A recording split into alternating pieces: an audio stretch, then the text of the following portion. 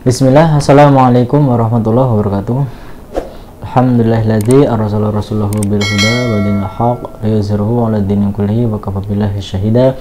Asyhadu an la ilaha illallah wahdahu la syarika lahu wa asyhadu anna Muhammadan 'abduhu wa rasuluhu nabiyyur rasul ba'da. Allahumma shalli 'ala sayyidina Muhammad wa 'ala ali sayyidina Muhammad. Alhamdulillah, teman-teman, segala puji bagi Allah yang telah memberikan kita nikmat sehat, nikmat iman, nikmat Islam, sehingga kita masih bisa beraktivitas, kita masih bisa menuntut ilmu walaupun mungkin saat ini masih daring. Semoga Allah SWT senantiasa beri keberkahan dan rahmat kepada kita semua. Salam beriring salam untuk kita sanjung agukan kepada Nabi kita Nabi Muhammad SAW. Mudah-mudahan kita senantiasa istiqomah dalam menjalankan sunnah-sunnahnya dan mudah-mudahan kita kelak mendapatkan syafaat dan ilmu. Amin. Teman-teman dirahmati Allah SWT, episode sebelumnya kita telah membahas kisah-kisah gokilnya Nuaiman ya. Nah, saat ini part 2 nya kisahnya Nuaiman. Jadi Nuaiman ini galau ya, ketika saat itu Rasulullah telah wafat. Nuaiman ini galau, nggak ada yang dibecekin lagi nggak ada yang diledek lagi. Akhirnya pada saat itu, pada zaman kekhalifahan Utsman bin Affan, ada seseorang buta yang mondar-mandir sana, mondar-mandir sini, jalan sana, jalan sini. Akhirnya Nuaiman ini sumpek ya, lagi galau ngelihat orang buta jalan-jalan malah tambah sumpek gitu. Akhirnya Nuaiman ngomong, berkata sama orang buta itu, "Wahai orang buta, kamu ini ngapain jalan di situ? Jalan sana, jalan sini, mondar-mandir sana, mondar-mandir sini," gitu.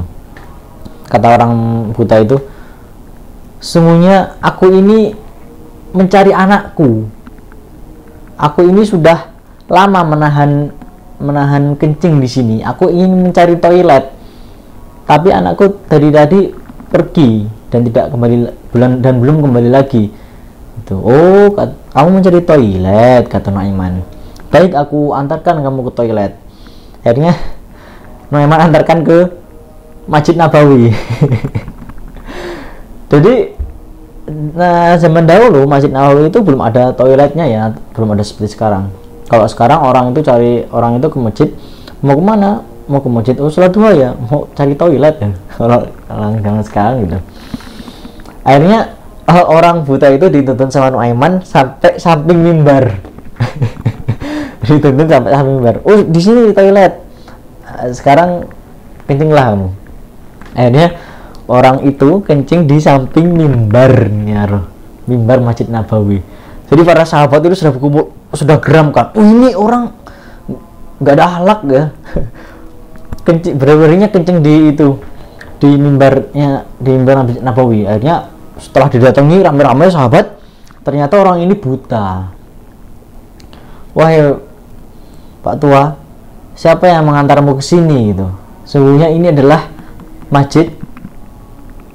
masjidnya Rasulullah gitu. Si buta kaget, apakah ini masjid Rasulullah? Sesungguhnya aku tadi diantar oleh orang yang kelihatannya alim, dan dia mengantarkanku ke sini, dan dia mengatakan bahwa ini adalah toilet." Lalu para sahabat udah ini pasti ulahnya Nuaiman.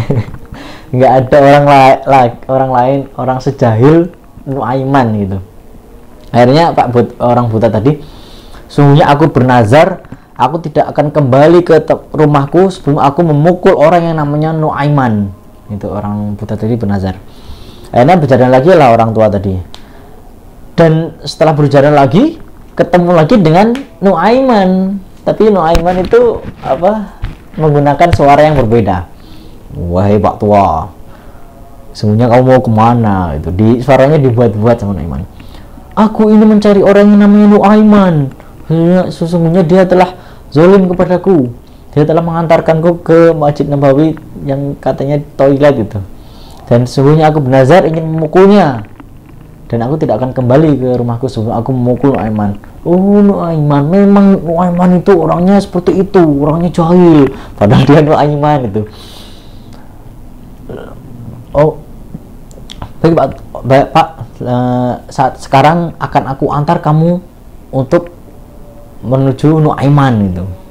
Kok bisa pukul Nuaiman itu? Hanya diantarkan, diputer-puterkan biar agak jauh, dan kembali lagi ke Masjid Nabawi. Nah, setelah sampai dekat Utsman bin Affan, Utsman ini kan sholatnya khusyuk ya, jadi sangat khusyuk sekali, bahkan beliau itu terbunuh itu ketika sedang membaca Al-Quran. Jadi Masya Allah. Nah, akhirnya dikasih tahu kan, ya ini nih Nuaiman ini, dia tuh pura-pura soleh padahal dia habis saja berbuat zalim kepadamu, lebih baik kamu pukul dia gitu. Akhirnya setelah itu orang buta tadi bersiap-siap kan mukul, wah gitu. Lalu para sahabat, kok tidak Amirul Mukminin akan dibunuh orang gitu. Lalu sahabat mencepatkan sholatnya, lalu menuju ke orang tadi.